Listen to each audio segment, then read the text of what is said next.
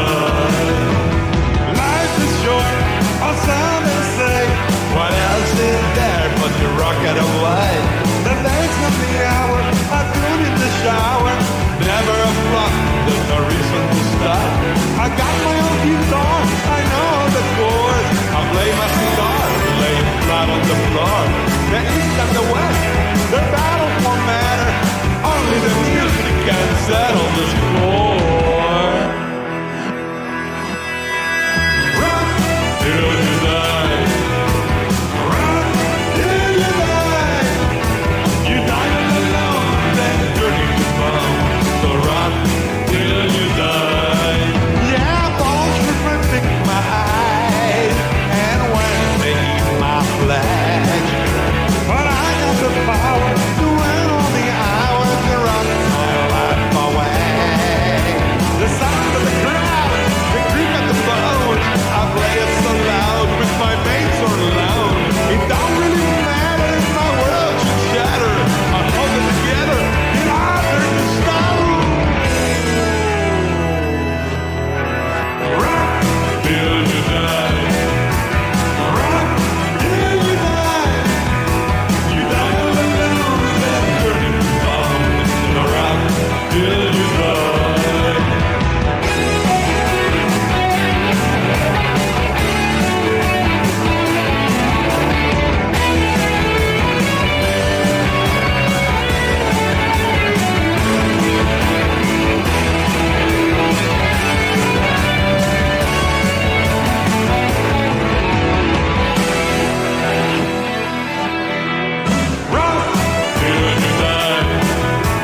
Rock till you die. You die alone, then turning to bone. So rock till you die. Rock till you die. Rock till you die. You die alone, then turn back to bone. So rock till you die. Rock till you die. Rock till you die. You die alone, then turning to bone. So rock till you die. Rock till you die. Rock till you die. Rock till you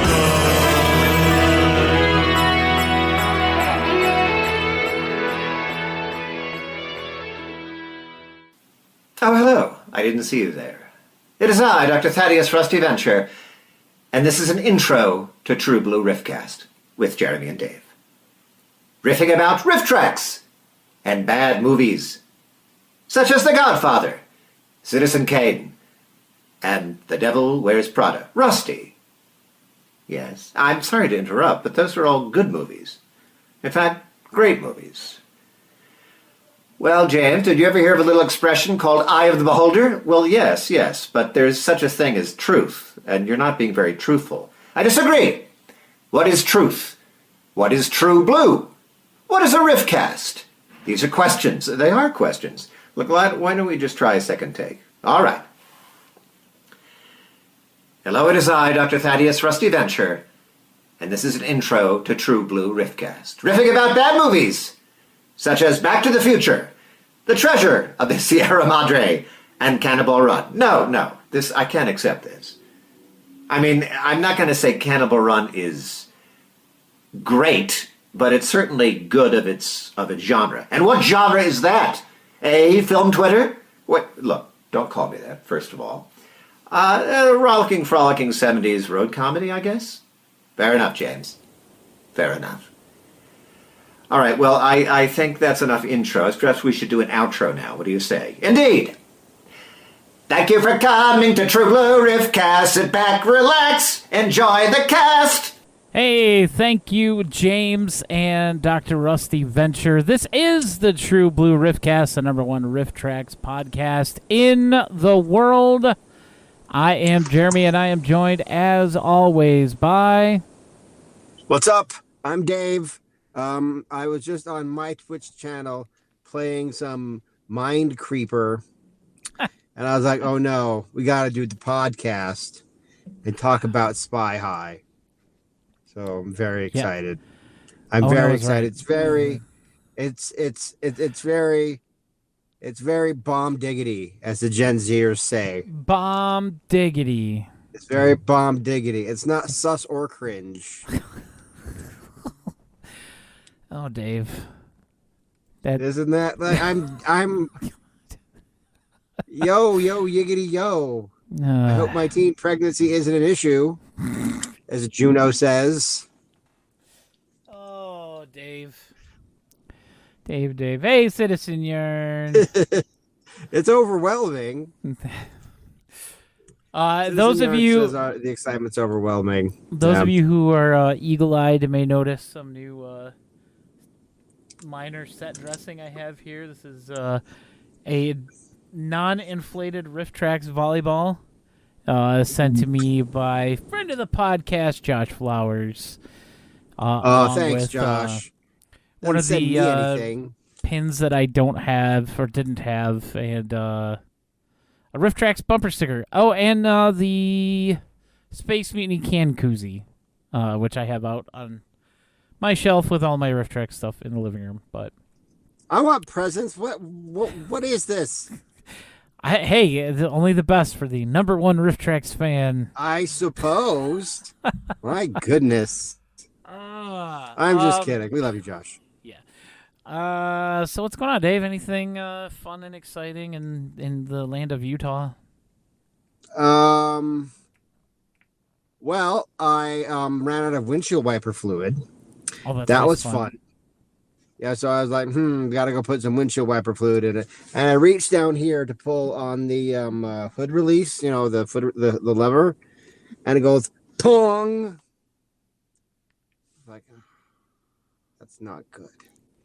And of course, my hood is the cable that opens my hood is broken. So I had to take it up to the place, not the dealership, because I don't trust those people. You know why. Yeah. And the guy who is just right up the street here by the farmhouse is like, I don't know. I didn't know what to do. So I just hooked a little switch up here in front of your grill on the outside and hit it. So just pull on that. And you have to go to the dealership to order a part. And I was like, but I hate those people. He's like, we can't order it. They can only order it at the thing. And I'm like, that's awful. Citizen Yarn wants to know who cursed your car. Somebody did. I don't know, man. You've had nothing but issues with that thing. It's not that. It really isn't that bad since the biggest thing. With the engine dying? Yes. Yeah, that's we not don't talk about that. No. Work's been fine. It's been pretty slow. Nothing good worth seeing right now. But you know what I heard? Jeremy. You know what I heard is really good. Is really good, and everyone's going to rush to see it. It's this little movie called Madman Web. Yeah, I don't know about that. I think you may be mistaken. The review embargo lifted today, and I was reading some of the stuff, and you guys, these reviews are brutal. They are brutal. Some of the how some bad of the could quotes it possibly be? Let me. We've seen pull some of the bad quotes here. movies. Let me pull up some of the quotes. I don't know why it's showing my cursor over the camera. That's really weird. But let's see. So far, we've got somebody saying it's worse than the 2003 Daredevil with Ben Affleck and Jennifer Garner. We've got somebody saying that Madam Web makes Morbius look like the Dark Knight. Well, which that one's. But that sounds like hyperbole to me. My favorite. This one comes from Rolling Stone. There's actually a lot to this. I'm going to read you this whole blurb, and you'll catch the part that really got my attention. Madam Web isn't as bad as its somewhat botched promotional campaign might suggest. It is, in fact, way worse. A genuine Chernobyl-level disaster that seems to get exponentially more radioactive as it goes along. This detour to one of the dustier corners of Marvel's content farm is a dead end from start to finish. It is the Cats of superhero movies. Oh, okay. Oh, okay. Come on now. Come on now. Think about what you're saying, Rolling Stone. I'm serious. That's something that you can't take back. That is a bold statement, Rolling This is Stone. a very bold statement because, as far as I'm concerned, Cats is the worst movie. I'm tempted to go see this just so I can put eyeballs on it and we can talk about it on the podcast. No promises. Yeah, But it does go a little bit more past this, and I want to read this because this is still pretty good. Not a single decision seems of sound mind. Not a single performance feels in sync with the material. Not a single line reading feels as if it hasn't somehow been magically auto-tuned to subtract emotion. The sole amazing factor of this Spider spinoff is that someone somewhere signed off on actually releasing it. And then they end with calling it the Showgirls of comic book cinema. So they're comparing it to Cats and Showgirls. That's not a good sign. That is shocking. That is a shocking statement. This other one says that it's a new low for superhero debacles. At least Catwoman believed in what they were making. They were wrong, but Madam Web feels like a cynical copy of the bare minimum to qualify as a comic book movie. What's the name of the chick that's in it? Dakota something? Dakota Fanning? Dakota Johnson, I think? I know it's not Dakota. Yeah, Dakota. She's the girl that gets her bottom smacked in the 50 Shades of Grey trailer, and is it's like really turned on by getting smacked on the bottom by the Dom. Those movies look so disgusting. I've never seen them, but I think that's like the only thing I know this chick from Madman Web. Yeah, it doesn't sound great. I mean, I'll probably watch it just because I can watch it for free at work. But I mean, if 50 Shades is your thing, like I'm not. That's not a no, judgment I mean against Madam you. Web, Dave, not 50 Shades. Oh. I'm not gonna watch that. No, I'm just saying for anybody out there who is like, I don't want to get comments in on Apple thing, from some Gen Zer. Like, why are you movie shaming? I don't know. It's what we do here on the True Blue Riffcast. But if 50 Shades is your thing, Yeah. it's your thing. We can still be friends. Oh man. Well, you know what? Let's. I take like a her look hair, at though. Yeah. Let's take a look at the weekend box office real quick. Okay. I have the tab open somewhere. Here it is. All right, another awful weekend for the movies. Jeez. This is your Argyle. industry. I know, and it's awful. Argyle was the #1 movie this weekend, making $6.2 million. Lisa Frankenstein opened at #2. The Beekeeper hanging in at #3. Wonka at 4. Migration still at 5. Lisa Frankenstein looks like at least it might be a fun time. Yeah, I want to watch that one. Of course, we're definitely going to get a little bit of a pick-me-up this summer. I don't know if you saw it, Dave, but they did release the trailer for the only MCU movie that's coming out this year.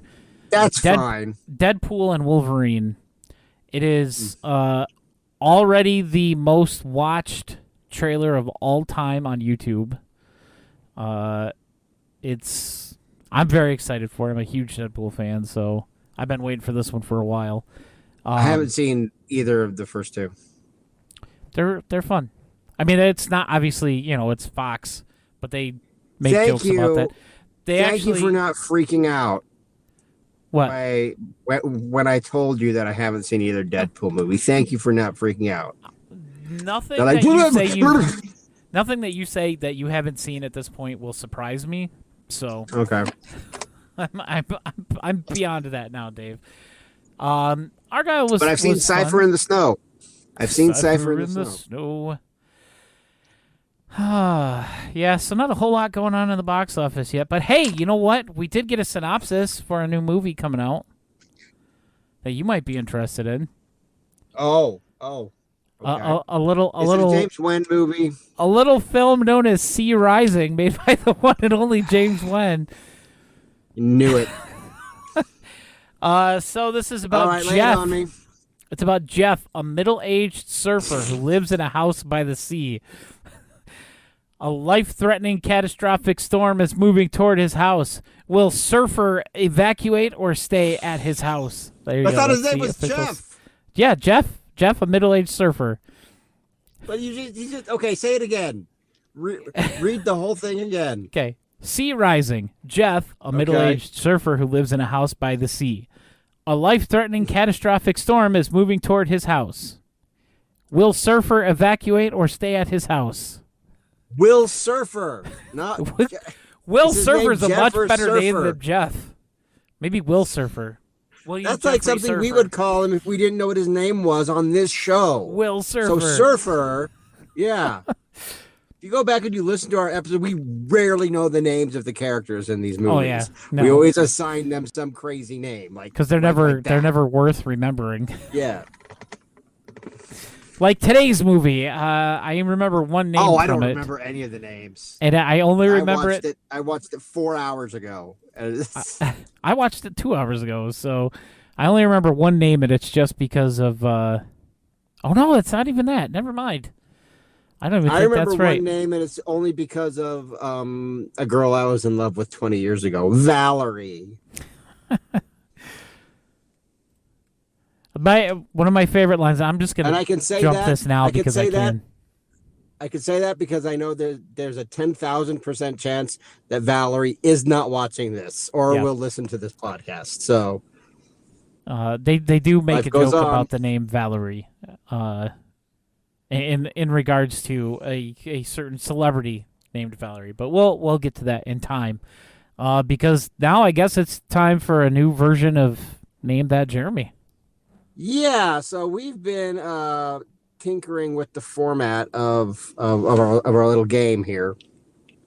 Last week or 2 weeks ago, I guess, last episode, Jeremy was going to be like, okay, it's one riff, and if you guess it on the first try, you get a perfect score. So there's like 5 quotes, and I got it on. Amazingly, I still don't know how I did it. Amazingly, I got a perfect score on that one. So I came up with this one. It's called Versus Battle for Name That Jeremy. And here's how it goes. It's 2 riffs, 2 movies. Okay? No clues, 6 quotes. All right? And they're going to be from one movie or the other movie. They could be all from one movie. It could be an even split. It could be any combination. It could be 4 and 2. It could be 5 and 1. I guess those are the only combinations. But it could be any of them. And I think you're going to like the versus battle that we have here. Are you ready for this? Yeah, let's go for it. Okay, cool. So on this the versus battle, this one is Dancing It's On versus Attack of the Super Monsters. Ooh. Okay. All right. Are you ready? Okay, so in that, remember there are no clues, and he has a 50% chance. So even if he has no idea which one it could be, it's like just a 50% chance. Shot in the dark. He's got a 50% chance of getting it. So I just Okay, guess after are you each ready, one sir? which one it's from, right? yeah, it's either Dancing It's On or Attack of the Super Monsters. Okay. Okay, so here's the first one. The first one is, I hope no ambulance is needed to use that road. Dancing It's On. That's from Dancing It's On. Did you know that one, sir? Yes, that's from when they're all dancing down the middle of the street. Yeah, Dancing in the Street. Okay. It hasn't All right, been here we that go. long since I watched this one. I watched it like 2 months ago, maybe, with my 14-year-old or 15-year-old. Oh, okay. Sorry, but yeah, she really liked it. So. You might get a perfect score on this then. Uh-oh. See, like when I was gathering quotes, I just wanted to watch both these movies. I forgot how They're both so good. hilarious They're both so good. So good. Next one. Okay, so you're 1 for 1. What's that hide? What's that? Is somebody hiding back there? I like to go all the way across town and shout that into alleys. Dancing it on. Nope, that is Nope. Attack of the Super Monster, sir. All right. A little girl chased a rat with a broom all day long. See, that one, it's been a little bit longer since I've seen, so. Yeah. That sounded like Okay. it could have fit in either one, though. That was. Yeah. No, I was trying to go for that here, but there's one you're definitely going to get, or at least I hope you will. All right, here's the next one. I hope you like Settlers of Catan, dickweed. I'm gonna say. Wow. I was almost confident for half a second there, and then I went, wait a second. God, I don't remember which one that's from. I don't think it's that one. I'm just gonna say my first guess was Attack of the Super Monsters. It is Attack of the Super Monsters. Okay, so you're 2 for 3. That was my gut instinct. So. Okay. All right, here we go. Number 4. Very easy to see his picture under the headline "Boyfriend Wanted for Questioning." Dancing it's on. That is Dancing It's On. So that's you're 3 for 4. Woo. The next one is you go and do what you were born to do. Trade the family cow for a handful of beans. I'm gonna say Dancing It's On for that one too. That is Dancing It's On. So you're, oh my gosh, you're 4 for 5. 4 for 5, not bad. I'll take it. And well, no, there's one more. I know it's not bad though. Okay. So this one is, you're too soft-hearted. I'm gonna have to talk to Michael about this myself. Attack of the Super Monsters. That is Attack of the Super Monsters. So you're 5 for 6. Good job. Woo! Not bad. Not Good bad at overall. all. Good overall score. I'll take it. I will definitely take it. I would have been happy with 4 out of 6. So Yeah. I like that. We That's talked that's about a both good. these. Yeah. We talked about both these movies when they came out. That's how long we've been doing the podcast. And I just want to, I want to like, is there a way we can like do like, let's do another episode about Attack of the Super Monsters? Because man, I don't even remember that episode. It was like 5 years ago. But I mean, I'm sure we could. Did we actually do like a full-on episode about it, or did we I just think talk we about had it at to our have. end of the year? I don't remember. Oh, let me he's- look at that real quick. Hot Google search action, everyone. Yeah, I'm just looking at my podcast master list if I can find it. Hello, where did you go? When was the last time you updated that thing? It's been a while. Yep. But I really thought that it had been more recent than... Oh, there it is. I went down too far. Let's search. Everybody listening on the podcast later on like Spotify or Apple They're going to be like, Podcasts or what's wherever, it? they're going why to is he be like, doing this? what is happening? Why don't they talk about? I came here to listen to listen about Spy High. Okay, we did not talk about Attack of the Super Monsters by itself as a movie. So we're going to have to do that soon. Okay, we'll definitely do that. That's crazy to me. But today, instead of talking Okay. about something like that, we're going to be talking about Instead of talking about Spy something High. that's like super interesting and has a great personality, we're going to talk about something that has it has a personality, but its personality is defined by lameness. Yeah. Oh, hey, we have a new chatter. Been listening to the podcast that I try the Twitch stream. Well, hey, thanks for popping We in and have hanging out someone with who us. listens to our podcast. You get to listening see the to our magic Twitch live. stream? Yeah. That's amazing. I'm That's not always one of our regulars. I'm always wondering about the people that listen to our podcast. And it's just like, I was like, I wonder who they are. And now we know one of them. Yeah. It's great. So we got Spy High today, also known as Task Force 2001. That title makes no sense. Well, neither does Spy High. I mean, like, Spy High gives me, like, an off-brand version of something like Sky High. I don't know if you've ever seen that one. It was a live-action Disney movie made sometime in the early 2000s, maybe mid-2000s, with Kurt Russell and Bruce Campbell and a bunch of other people in it. One of the kids in the hall's in it, Mary Elizabeth Winstead, is in it. It's about a superhero high school where you either are in the hero track or the sidekick track. And, why is it called Spy High? No, Sky High. Oh, Sky High. This one is Spy High. The other one, but that's what it makes me think of every time I hear this title, Spy High, is that it would be like something similar, like where it's a high school where they go and they learn about spycraft. But no, this is just 3 ordinary high school students. Oh. Who impressed somebody in the FBI or whatever good enough. I don't even know what organization the guy was with. Arm folding man. Yes, arm folding man. I'm gonna fold my arms at you. The entire movie. He's just like. So we start off this movie unless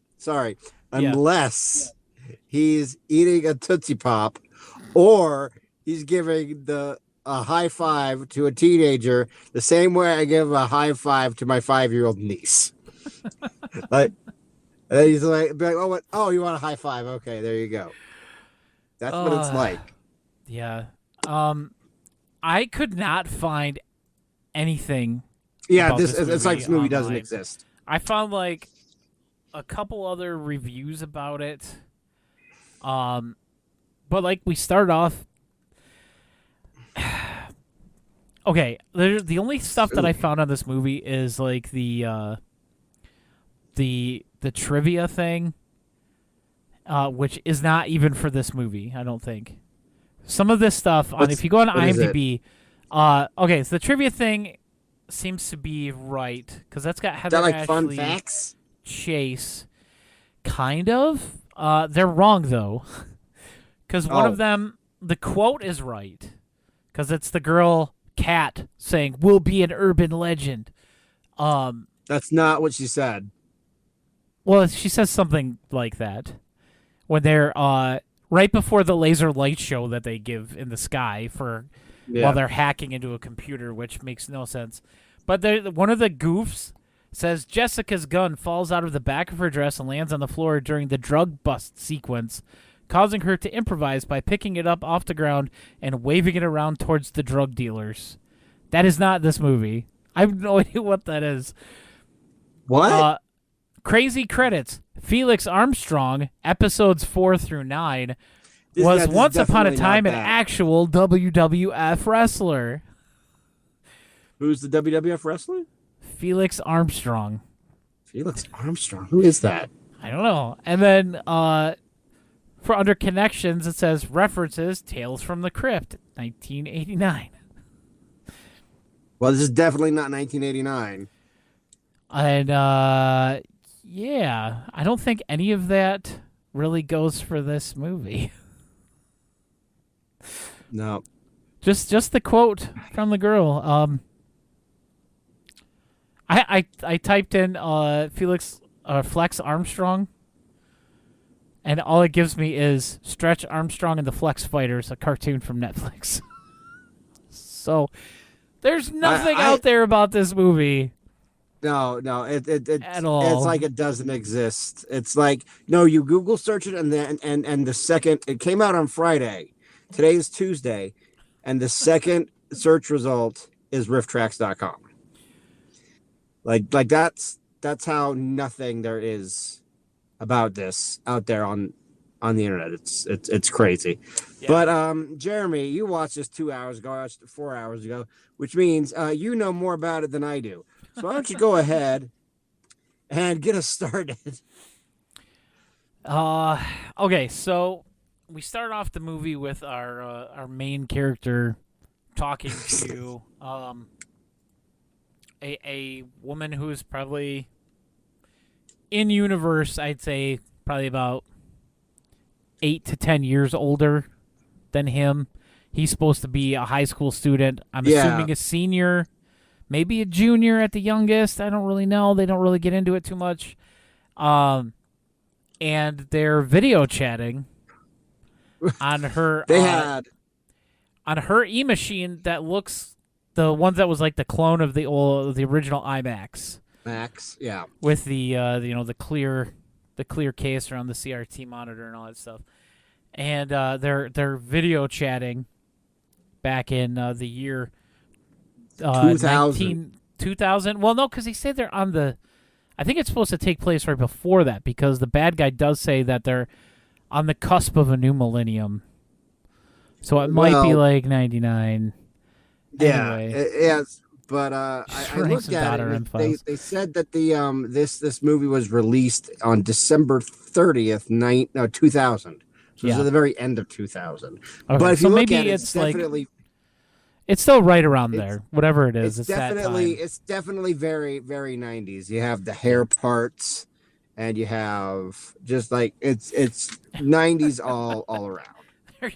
There's a scene where the three teenagers are riding their dirt bikes down a hill, and they're like, "Oh, this is too much 80s for me," and they're like, "This movie came out in 2000." And Mike was like, "No, it can't be." But she talks about how she's gonna send him this this prototype of a new game that they're developing, and so she sends it to him while he's sleeping. He lets it download overnight, and of course, it looks like the Matrix on the computer monitor. And they have some awesome bandwidth for AOL dial-up, which is what they had to have been using. I mean, like, thank God no one had to use the phone all night long. Yeah. Or like ever, you know. Yeah, it's people forget that. People forget that you had to you had to give up access to your phone if you wanted to use the internet. Oh yeah, dial up, baby. And now it's all cable, and it's all cable. It's all in our phones now. It's all wireless 5G. It's all in our phones with cameras that we don't use to talk to each other. Oh, don't you know? Became Fargo so all of a sudden. And yeah. So he wakes up in the morning and he goes to run off to school, and his dog gives him his term paper, which he mentioned he was working on. And I thought this was interesting because you could clearly see the cover, the title page, I guess, for his term paper. And so I wanted to see if I could read it. Jeremy cared more about this than I did because I didn't even think. Well, I didn't care about it. But yeah. I was just curious about it. Okay. And so the title of his paper, and this kind of ties in almost to what we were already talking about with James Wen. Almost. Global warming, hot air, or ecological crisis. That's it. I wonder if like ChatGPT wrote a paragraph in it because it was obviously written by ChatGPT in the year 2000. Wrote a paragraph about Elon Musk's space elevator, and then Dr. Sex said, "Being like, we're doomed. Go out and find someone to bang and then die. Have sex and die." Yep, it's a great. Great piece of advice from the wonderful mind of James Wen there. Get effed and die, literally. Literally. So he runs off to school. He ends up being late because he stopped by his bullies, who apparently had already graduated. Oh no, they were expelled. That's what he said. They were like hanging out at the high school that they got kicked out of. And the one guy's like, "Oh yeah, it's the one place my parole officer won't be able to find me." Why are you was like, why are what? you hiding from your What? parole officer? You shouldn't be hiding. That's how you go That's to jail not how if you're on parole. works.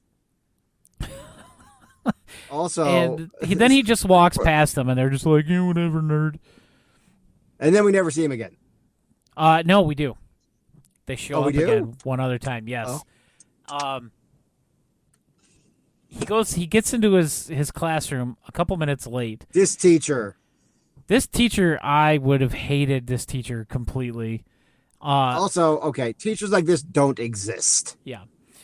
So we see the classroom first, and his two friends that end up going with him later are in Nerd there. and girl. Yeah. And they're turning in their term papers, and our main kid runs in late, and the teacher's just like, "Oh, Mr. Anderson, you made it." Mr. Anderson. And he's like, "Here's my term paper," and he's like, "Oh, I don't think so, because I remember saying I would not accept any term papers that were late, and you are late." And he gives him a big fat F on his term paper for walking into the classroom like 4 minutes late. That doesn't make any sense. No teacher would do that. Yeah. Like, okay, guys, let me tell you something. Teachers, like they have quotas like everybody else, and if they're just failing kids left and right because, like, oh, I have a power trip, that they were obviously portraying this teacher as having a grudge against kids for no reason. Guess what? That means you're failing as an educator. I mean, you're not quite as bad as the teachers in Cypher in the Snow, but you're pretty bad. You know, at least you might be failing kids left and right for no reason, even though they very clearly did the work. Yeah. At least they're not stepping off the bus and falling over dead. Right. At least you have that going for you. But like that is a low bar, sir. It's a very low bar. But that's the last I believe we see the teacher. I don't remember seeing him again. Yeah, I don't even think he's referenced again at all. No. You can kiss that scholarship goodbye. Yeah, because the girl wants to get her scholarship to MIT. Yeah, when they were just like the only way you could ever afford to go to college is to get a scholarship.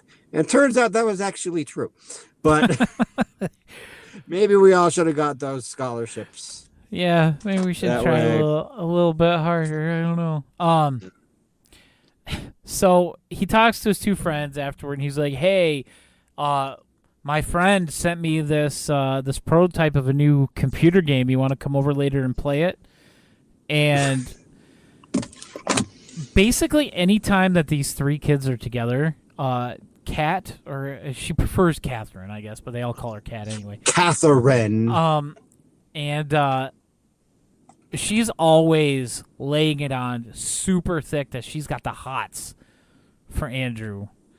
He's an idiot. Yes, he's like, He's an idiot. Well, I got this woman that I'm talking to on the computer, and she is very clearly like, I can't believe you actually like this other girl who's like, we're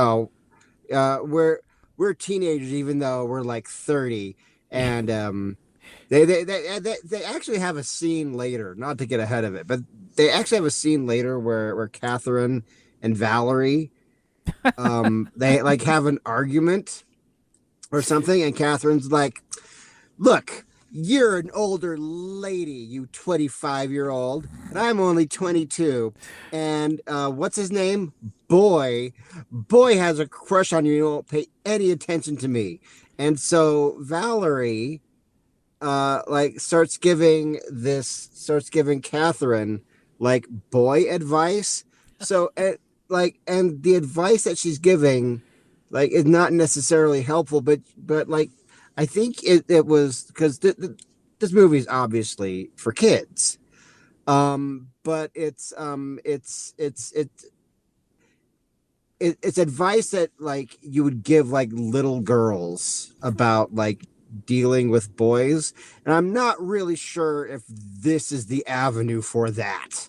No, like probably not. like I think call me old-fashioned, call me out of touch, call me sus and cringe, but I think that the appropriate person to be giving little girls advice about boys are their mothers. Not Spy High. Not Spy High, yeah. Not exactly where you want to turn to for life advice.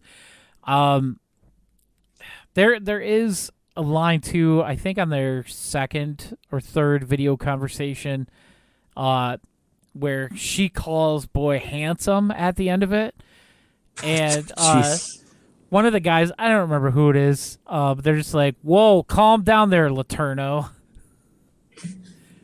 I thought that was a great line. Yeah, she's dead now. Yeah. This is like so far over. So they get the game.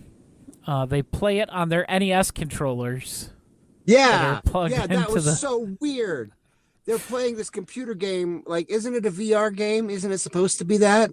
Yeah, they're supposed to have like a virtual something input, and it's literally they have two NES controllers. They have two NES controllers on like this. So like the people who made this. Now you would think. Now you did some research, and you said that the kid boy was your age or our he's age. I guess in real life the actor who plays him. Okay, so he would know 6 months older than me.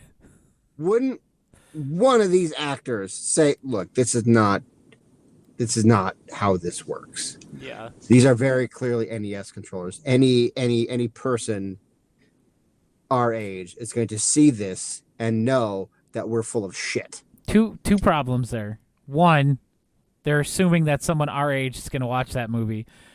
Okay. And two, they're assuming that anybody's going to watch this movie. We did. Yes, but we only watched it because of RiffTrax. Like, I did not hunt this movie down and turn it on.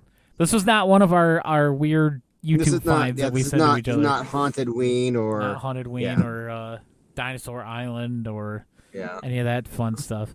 I think we talk about those two movies more than we've talked about any RiffTrax movie on the pod, or not talked about, but at least like referenced. Yeah, those and I think Light Blast is the other one that we got to count in that, but that one counts now. So that counts as RiffTrax now. I was going to say something. Oh, I mentioned this to you earlier. I don't know if anybody listening remembers this or not, but in 1994. I want to say it was from 94 to about 2001. There was a block of programming that aired usually on Saturdays, at least in my market. It aired on Saturdays. It was all syndicated movies and shows, like action-based. This was where Hercules started, where they started with the movies, and then they went on to the TV series. And then the Xena series, and there was the Tech War movies. And was this on USA? It was on a bunch. It was syndicated, so it was on a bunch of different networks. But it was called the Action Pack. There was a Bruce Campbell show called Jack of All Trades. There was another show called like Cleopatra 2025 or something like that. And this movie, while I was watching it, it felt like it belonged right in that block of programming. It would have fit perfectly in because it was the right time frame. And it was the right quality and all that stuff. Yeah, Action Pack. Yeah, I used to watch that. Rivius, I think. Yeah, he says he remembers it. Yeah, but this would have fit. This would have fit right in there, as just like a filler movie on an afternoon. So good. I'm not the only one who's old enough to remember that. Citizen Yarn remembers it too. Yeah, I remember Tech War. Or at least I remember the commercials for it with Shatner. Yeah, let's not get into Shatner. We don't need to Shatnerize anything right now. But the game is not working. It always crashes at the same spot. So they decide that they're going to. I think Earth Final Conflict was a part of that, Rivus. I think so. That sounds familiar anyway. The game was crashing, so they're like, oh, let's hack into this military supercomputer to finish Yes. programming this game and send it back to Valerie. And so they I don't even Let know me what leave they a do. video message for my older girlfriend. Yeah, they send delayed video messages to each other. That girl is not gonna like it all. Like, But they do this, and then we get some weird like laser light show, and they're like all looking out the that's window and never watching explained. it, and they're just like, we're gonna become urban legends. And then the guy's like, oh yeah, like the one about the snake that went up the toilet and bit the guy in the butt. And, that came up later, and I was just like, what are they talking about? it doesn't even make any sense when they bring it up later. Okay. They talked about this snake biting people in the butt for like 5 minutes. Yeah. It was insane. I was like, It ended up being Chekhov's butt bite. butt bite. Don't bring up the butt bite unless you Chekhov's- intend to use it. Chekhov's dead dog. Atreyu. No. What was the name of the dead horse in Neverending Story? Artax. Artax. Yeah. Yeah. Artax. Anyway. Jeez, Dave. So you made me lose my train of thought completely. They end up. I think they get chased by some bad guys. They realize that Valerie's in trouble, and they get on their BMX bikes. And I think they get chased down by somebody. It's the guy. It's the armed crossing man, because they're being chased by arm cross man. his car, but you don't see the driver until they get back to the house, and he's standing in the kitchen with a glass of milk. It's just, what is going on? With a glass of milk. And so they I'm go. gonna teach you karate. Yeah, he teaches the one kid karate. He's trying to get the other kid to like learn how to do pull-ups or something. It's just a whole lot of nonsense. Okay, those pull-ups. Okay, so they didn't show. Okay, so they have like a training montage scene, and they have like boy and nerd, like just like doing pull-ups, but they're very clearly not doing pull-ups. Like I don't even, like you see, like first of all, that bar that they have would not support, let alone It was the weight bending of with one them of just those standing there people. holding on to it. I was just going like this. They either had somebody like down below them, like holding on to their legs and like pushing them up. Kind of like what we would do in the army if somebody was doing pull-ups and like their arms got extended, they couldn't go. We would have to go up and like help them up Yeah. so they could get like their pull-ups. But there either someone was holding on to their legs the whole time, like pulling them up and down, or like I don't know what else they were doing, but they definitely weren't doing real pull-ups. No. It was absolutely not. ridiculous. Like they weren't exerting any energy. It was just like, Yeah. It's a good training program, I guess. I mean, but then the kid's like, boy's like, hey, give us your toughest mission, and then we'll prove that we're ready. And they're like, all right, the drop off. And there's some regular actual field agents that are like handing off a duffel bag to one another or something. And all of a sudden, here comes Dog. A Dog takes the duffel bag, and then it goes to Nerd, and then Nerd throws it to Girl, and then Girl throws it to Boy, and then the bullies show up and take the bag from Boy, and Boy turns around and runs away. And as he does that, the actual agents come in and arrest the bullies for stealing the duffel bag. And so the guy's like, oh, they failed. And then here comes Dog, and he gives the bag to Arm-Folded Man. And they're like, oh, we did it. Hooray. High five. and then the dog becomes the leader of the team for the rest of the movie. Not kidding about that. The dog like does everything. Like the dog. So I was just thinking about them going through the duct work Oh God, with the dog. the Mission Impossible stuff. They do a lot of Mission Impossible stuff on their actual mission, and they decide that they have to steal the guy's key card, but they can't just steal it, because if they steal it, then they'll know. They'll have to change the security locks and the passwords and all that stuff. So they track the guy. Okay, but why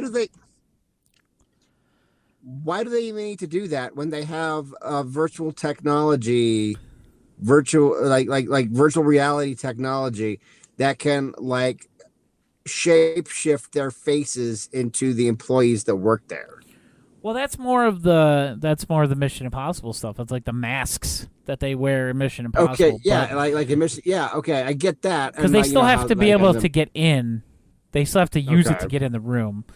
Well, they don't even need that. All they got to do is go up to the receptionist lady and be like, "Hey, we work here now," and be like, They did explain it. They did explain the whole thing. They actually explained it, and I actually kind of remember what they said.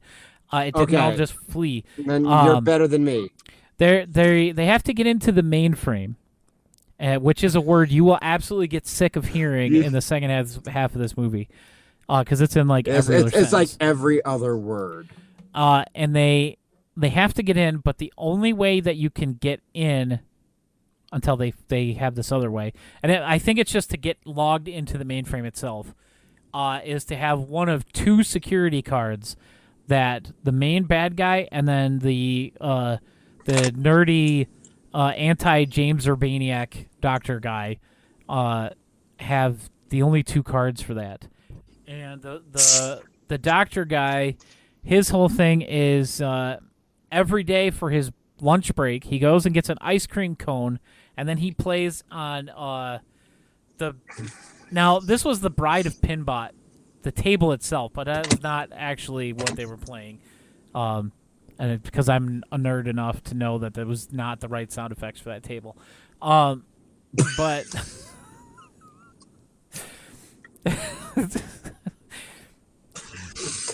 I can't believe you just admitted that. Hey, I'm not trying to impress anybody here. Hey, ever since you were a young boy, did you play the silver ball? From Soho down to Brighton, you must have played them all. No. It's just like anytime that they would play any like video game on a TV in a TV show or whatever, a lot of times they would use the sound effects from the Atari 2600 version of Pac-Man.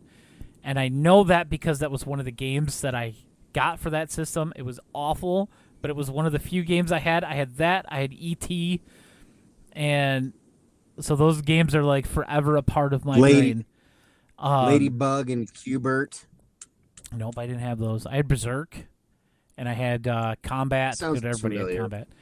And I had this weird other like Pac-Man ripoff thing that was like a mouse and cats, and it was like a Coleco thing. You got the bone instead of a power-up, and you turned into a dog, and you could eat the cats. I don't know. It was a whole thing. But let's get off of I had the, one like the that side called. path. I had one like that. A Pac-Man ripoff called Ladybug. I do actually. I But I I don't know. have seen that game I before, was- but yes, I had E.T. and I was actually pretty good at it. I figured out how to like get past all the stuff without, it glitching on me. But Falling in the hole. I yeah, don't know. falling in the hole is easy to avoid once you knew like how So- far out it actually went. Anyway, they decide that To get back to the thing, the best way to copy the card is for one of the guys to hide inside the pinball machine and to have like Dog knock the scientist guy into it so they could pull the card down in the slot and the guy could copy it. And we got some very interesting events happening here, where Boy is behind him and like he's holding his legs up, like almost like he's wheelbarrowing him.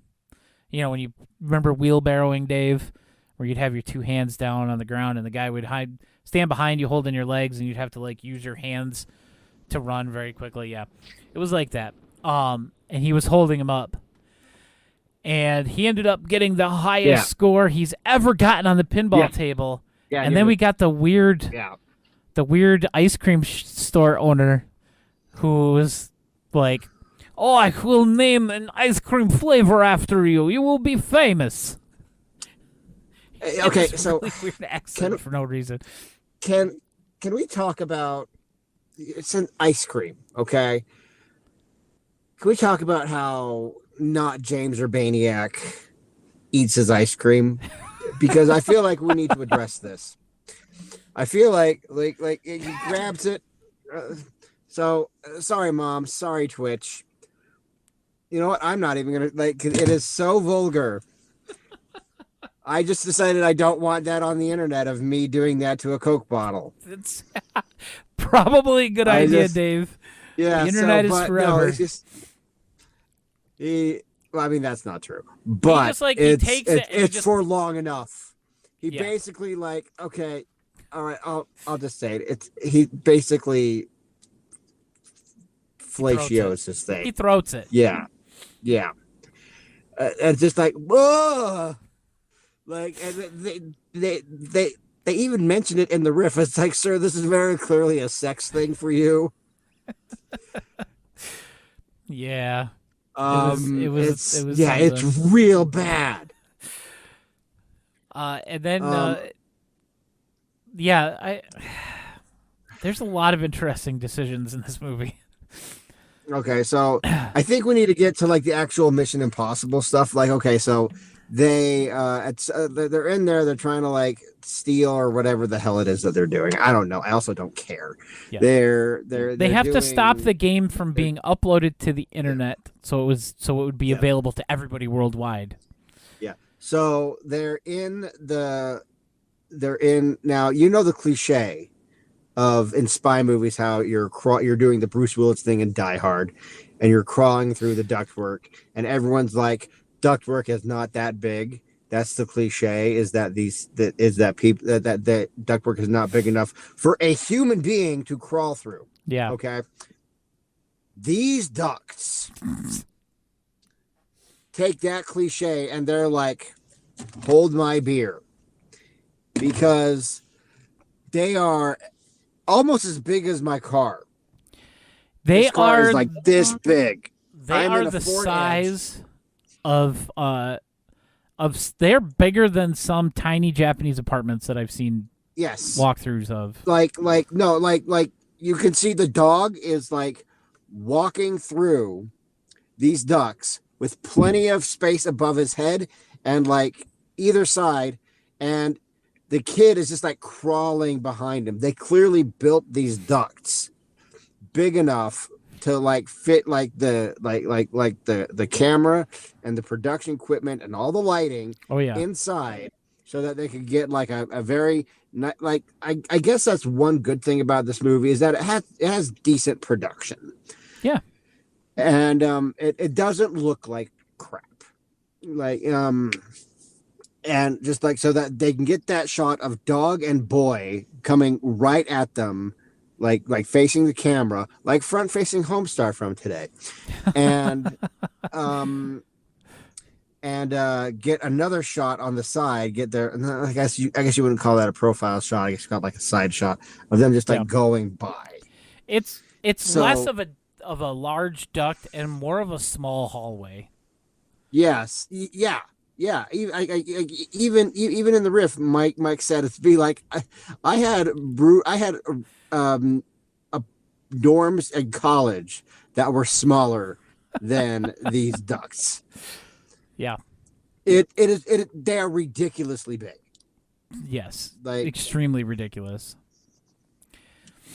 And then we get Mission Impossible, where they're yes, an HVAC technician's dream. You're very right. That is true. Yeah. Talk about our friend Gunsage. Yeah. Tom Cruise does the little thing down into the computer room, he's in the harness and he falls. He goes down. Dog does that. Dog does that in this movie. And then And the somehow dog gets is- off the his own dog harness. The dog is like the bears and Goldilocks and the Three Bears. This dog does not care. No. That is a deep pull from a short that we covered. Goldilocks and the Three Bears, where they're just being like, they got these bears and they brought them in and they Real shot them bears. and they were just sitting there. Yeah. It does lead and the to dog acts like that. It does lead to a The dog just like "Bleh." probably my favorite scene in this whole movie.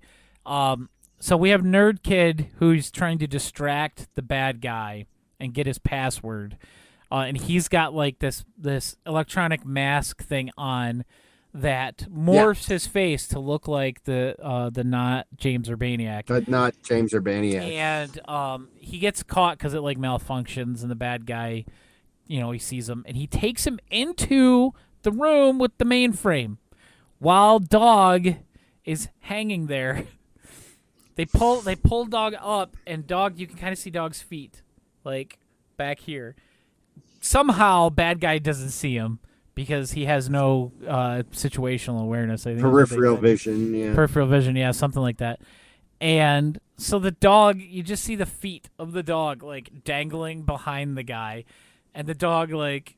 And I know it was played for comedic value, and they did. I actually appreciated this scene. It worked well, where the dog was like slowly lowering because the guy couldn't hold him up. Boy couldn't hold him, and then he could lift it up as the guy turns his head, and then dog slowly starts coming down again, and then he finally sees him. But I appreciated that scene. I enjoyed it. I will say that much. Okay. Anyway, the two girls are captured. Yeah. This is when they're having have- their heart-to-heart conversation about how to get boys to like they talk you. about boys. And the bad guy, like, they're trying to pick the lock on the door to escape, and like as they open it, then the bad guy is just like standing there. The guy who's angry, would they say that he just found out that he's not Hugo Weaving? Yeah. And so he takes him out of there, and he's like, "You need to give me your copy of the game, or I'll kill the two girls." And she's like, "Urban legend." Remember the I'm sorry. urban legend? About getting bit in the butt. Yeah. And it makes no sense No, how it doesn't. he comes up with the way to stop the guy. And what he does also makes no sense, but he ends up getting into the mainframe from this little like netbook he's wearing on his wrist. And he's just like, "I have your access codes now." And he's like, "Oh, you have an offshore bank account with $1 billion in it. Gone. You have $2,600 million in transferable negotiable bonds. What do you think?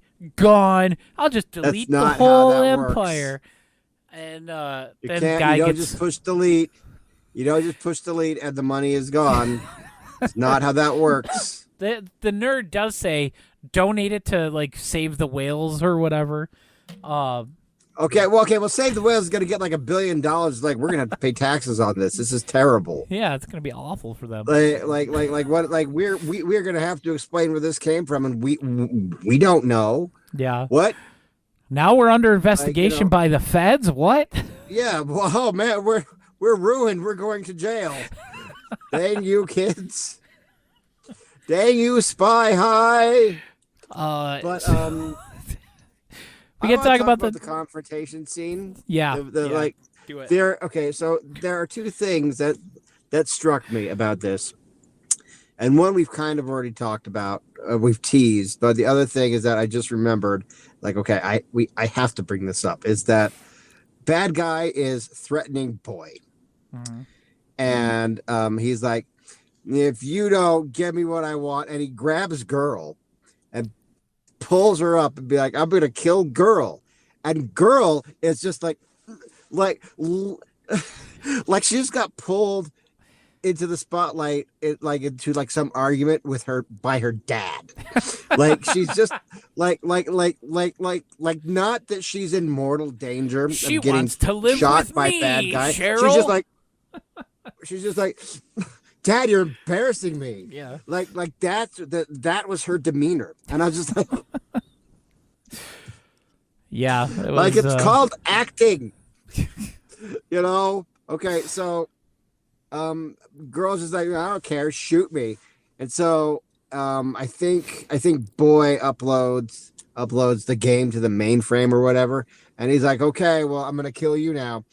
And the dog, like, he goes to shoot boy, bad guy goes to shoot boy, pulls the trigger, and dog like leaps in front of boy and like just like falls back, Takes the like bullet. caught the bullet. And okay, so and there's this big dramatic scene where like I did believe it. That would be like they killed this dog. I wasn't like sure the movie, if it was a yeah, fake that out or movie a killed real this thing. dog. But the thing is, like, boy is holding him, and okay, so spoiler alert: the dog doesn't die. Dog's fine. But He's got a bulletproof it's like vest this long, on. drawn out scene where it'd be like, dog, you saved my life, dog, and he's holding the dog. Now, if you're holding the dog like that, you're gonna know if the dog has been shot and has bled to death in your arms. Yeah. And you're not gonna be surprised if he suddenly just like pops back to life, because like The this dog will is still be clearly not dead. breathing. Yes. And yeah. So and then be like, dog, you're alive. And girl says, the vest is bulletproof. Yeah, like, you idiot. No, but she says like, the vest is bulletproof. And I'm like, you have no respect for There's a the whole kids. scene where he's like, oh, sorry, dog, there's not a vest that's your size. And he's like, just kidding. And he holds up this little tiny bulletproof vest that they then put on the dog for the rest of the movie. No, so but It's a little it was ridiculous. dumb. Oh yeah, and then Arm Foldy Man shows up, and he talks to He's bad the only guy who shows up, too. He shows up, he'd be like, you're under arrest. And then Kevin says, I guess I should have brought some cops with me. Oh, well. So, and then, and that's when they shoot dog. And then like, something causes, bad guy to go down, but the whole time he keeps his arm up. Like he knows that Arm Foldy Man has to come up and like cuff him. So the actor, very foolishly believes that there's a competent editor and be like, okay, well, I have to have my arm up to get cuffed. Clearly, they're not going to show me with my arm up the entire time when I'm supposed to go down. But no, they left that whole take in there. It was like truth or dare when they shot this scene that was very clearly supposed to be cut up, but it wasn't. Yeah. That's Spy High in a nutshell. That's Spy High. Oh yeah, and they'd be like, oh yeah, and then they get a message on be like, are you ready for another mission? If you choose to accept it. Yeah. Yeah. And then they all do this thing where like boy puts his hand here and the girl puts her hand here and then nerd puts his hand here and they just like I checked out before that. They just like stack fists. Yes. Hackers for idiots. I like that.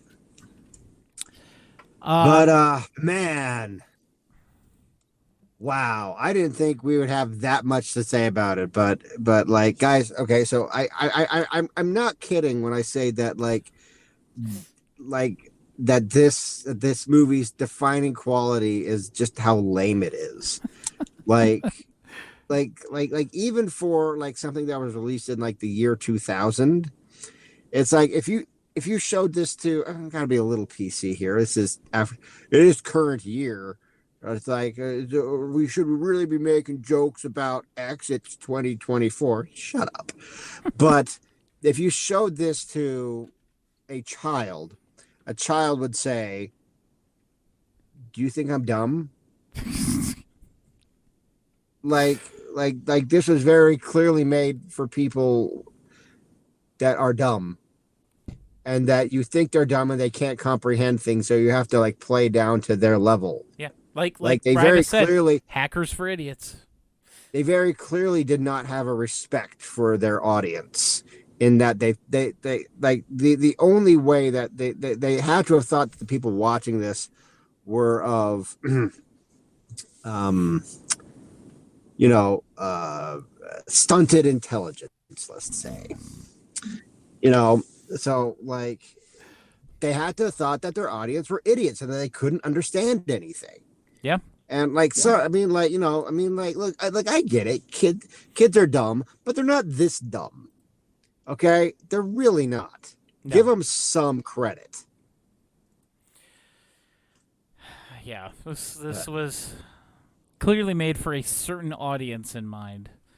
But I will say this. I do think that in terms of our RiffTrax sliding scale, I do think that this is going to kind of score a little bit higher. Score high.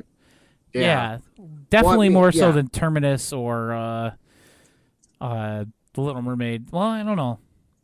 Well, yeah, The Little Mermaid definitely, because we had to cut out a lot of. The Little Mermaid. Well, yeah. Well, I mean, we couldn't do all of our categories for Little Mermaid, but it's definitely going to do better than a lot of movies that we've done. All right, I guess we've reached that point where we score the movie. Yeah, and Jeremy has a list because I don't have the list. But, so we have 10 points of things to go through here, 10 categories, and the first 9 Is get that many? Yeah, the first 9 get a score of 1 through 5, and 0.5, 0. I guess we do 0. Yeah, 0 through 5 on each category, and then the last one is a yes or no question, and it's almost always yes. But our first one is plot. What do we want to go for plot on this one? Oh, okay. I'm gonna say, like the. Well, I mean, it was stupid. I mean, I think it's probably stupid. one of the lower things. I'm gonna give it 2. Yeah, I'm good with. I'm gonna give it 2. Okay. This one's gonna be a little lower. Acting. Oh God. Not very high. Well, I mean, like, okay, but here's the thing: is the actor's fault? That's the thing you got to consider. But also, I haven't seen anybody any of these other actors do anything else. The only person who's done anything else, and I don't even want to say of note, but Valerie was in a David Dakota movie called Totem. But that's the only other thing that anybody done. It seems to me that Valerie, they were kind of like the way her looked, they were going for Rose McGowan in Scream Hot, but like not quite pulling it off. Because like for my money, Rose McGowan in Scream like is like the epitome of 90s hot. But they went for it, they didn't get it, but I don't know, acting, let's just say 2. Because it wasn't that great, but it wasn't like terrible. Something that's going to be a little bit worse is the dialogue. Ooh, 1. Yeah, the dialogue wasn't great, guys. No, it was not. It was just like everything was like it was written to be consumed by a moron. Yeah. Cinematography. I don't really remember many like nice shots of anything. I'll tell you got you the what did they say, the dental college campus? Yeah, or I will whatever. give it a 3. I will give it a 3 just for all the effort they put into the vent shots. Because clearly someone cared a lot about those. Yeah, they did. They did. Editing. It wasn't the best, but I don't remember. There wasn't any like. I don't real remember glaring... being exceptionally bad. I mean, like there's that guy that did have his hand up for like a long time, but that's really they just kind of screwed the actor on that. Yeah. But I don't know, 2 or maybe 2. I mean, like it wasn't exceptional, but no. Effects. We did have a few effect shots in this. Yes, we did have we had a light show for literally no reason. The little virtual reality Yeah, layout of the mainframe and the melty face switching thing wasn't awful. It reminded me of kind of early Star Trek TNG effects. Yeah. I'll give it a 3. 3. 3's good. Sound and music. Nothing stuck with me on this at all. Yeah. It's all very generic nothing 90s. stuck with me, but it's a very I do remember one 80s guitar sting that they mentioned. Yeah.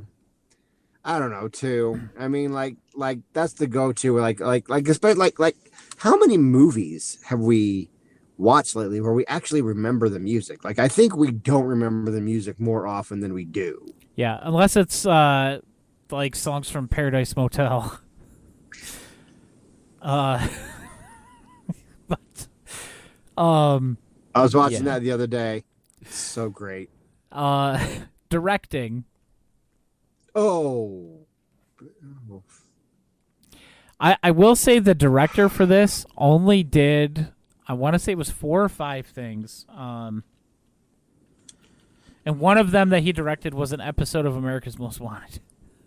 Oh, jeez. I don't know, man. Like, he directed. Let's see. He did.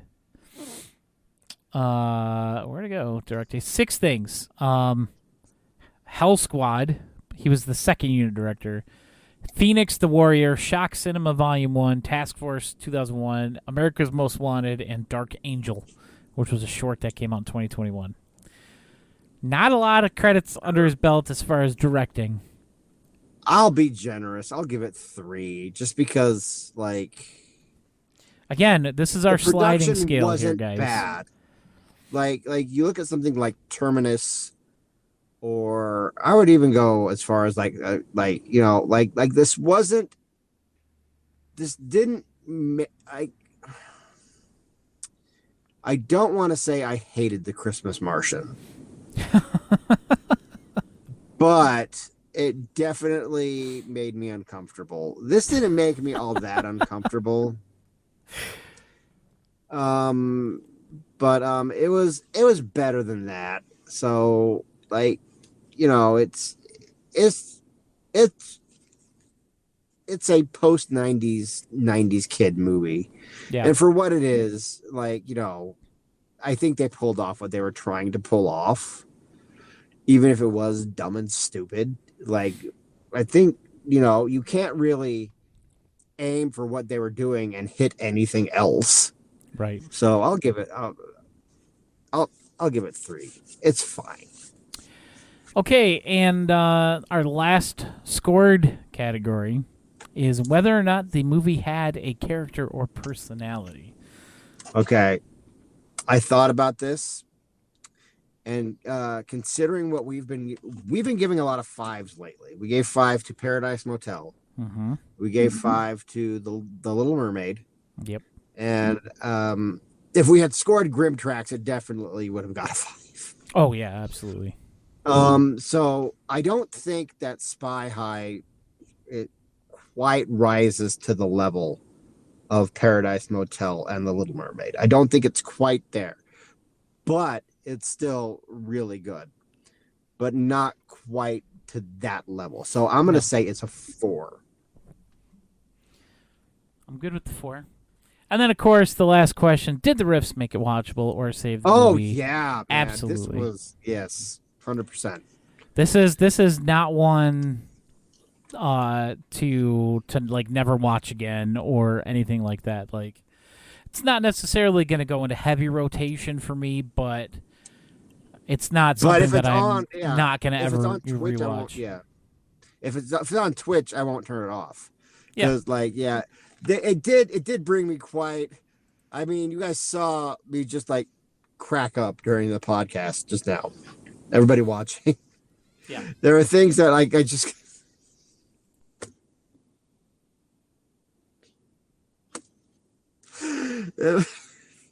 Some of it's just so goofy. It did bring me a lot of happiness. So yeah, it was pretty good. Jeremy, would you watch this movie unriffed? You know, I might have if I had seen it before.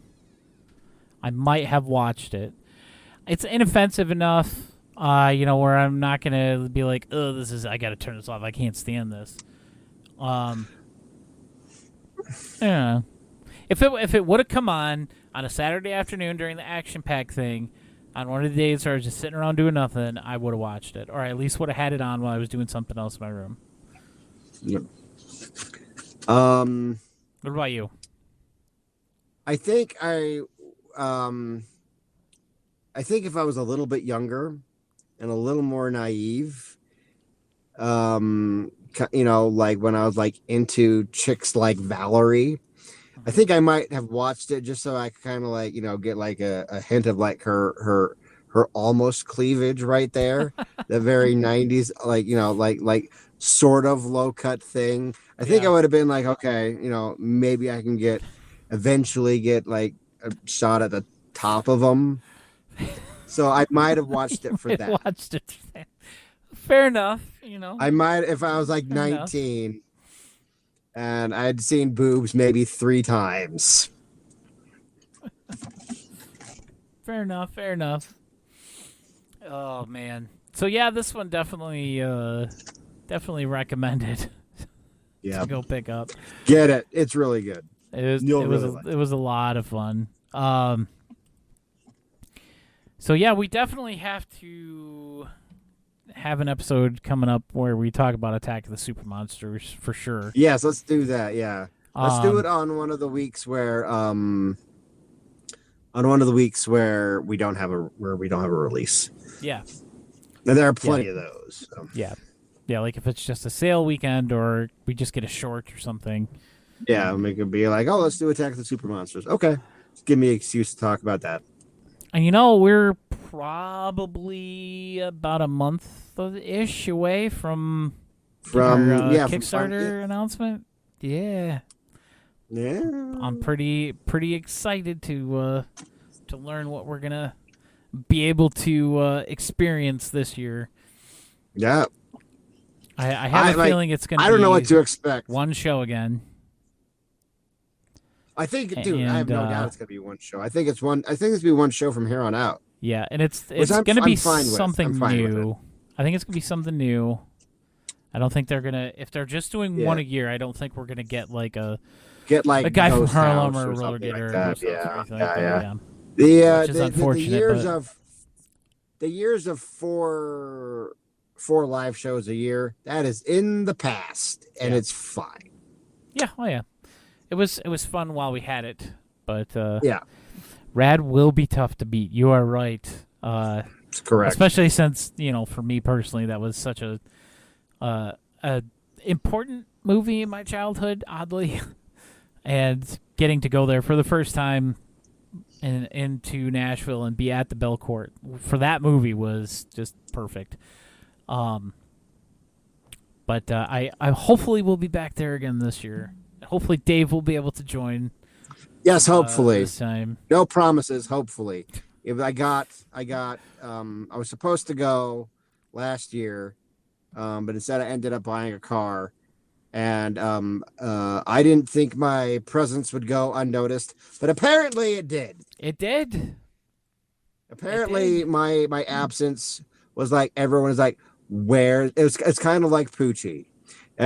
Like when Dave's not in Nashville, everyone should ask, where's Dave? Yeah. Apparently that's a thing that happened, but I'm going to do my best to get there. It'll be a good time. But yeah, I think that's going to do it for us today.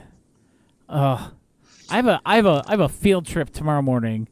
I have to be to work at 8:30 in the morning. Oh. I know. Shut up. You work at like 4. I don't want to hear it. Yeah, that's true. But this is highly unusual. That's like 3 hours before the earliest I usually have to go in. Okay. Because we have an elementary school coming to watch a movie tomorrow. And I've got 288 kids coming in that I have to prepare for. Don't their schools have those TVs with the seat belts on them that they can wheel in? Have They them just once? wheel in? Apparently not.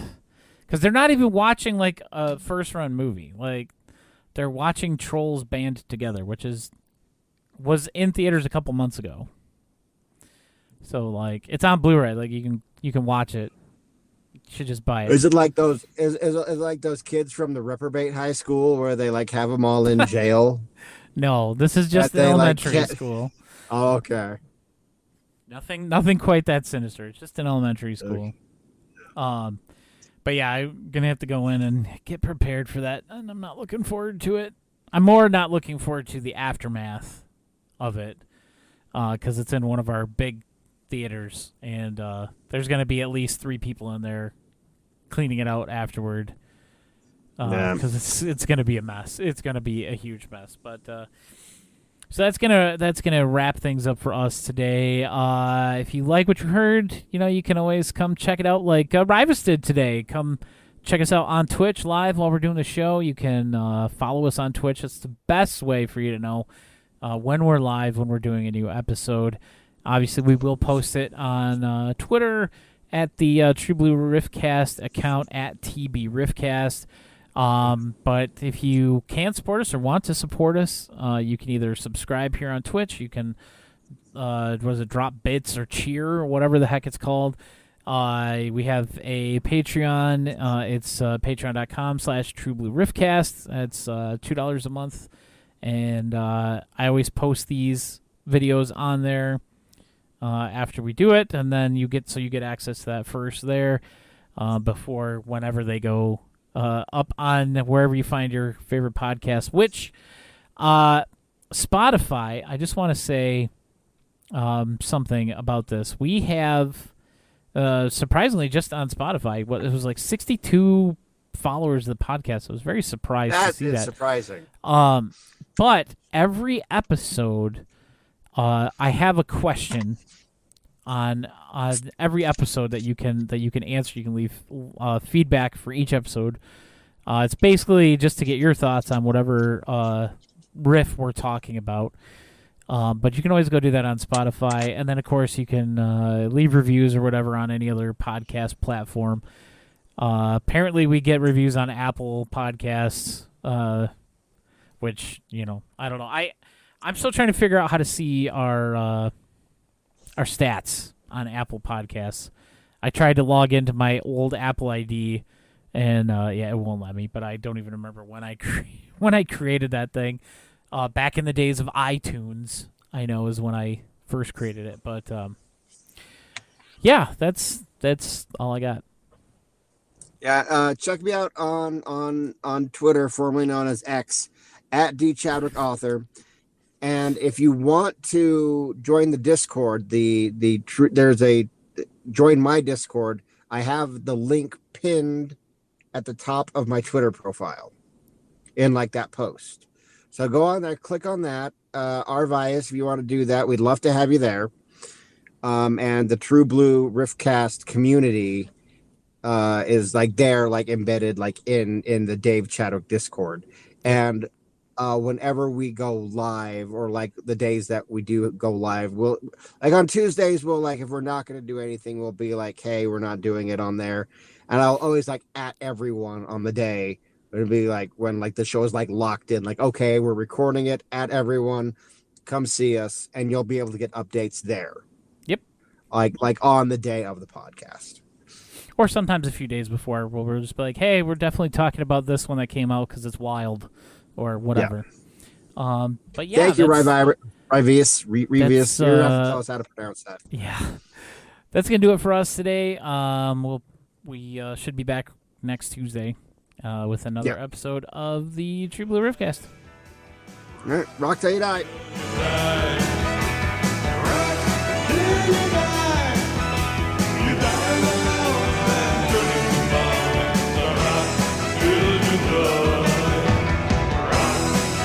Goodbye.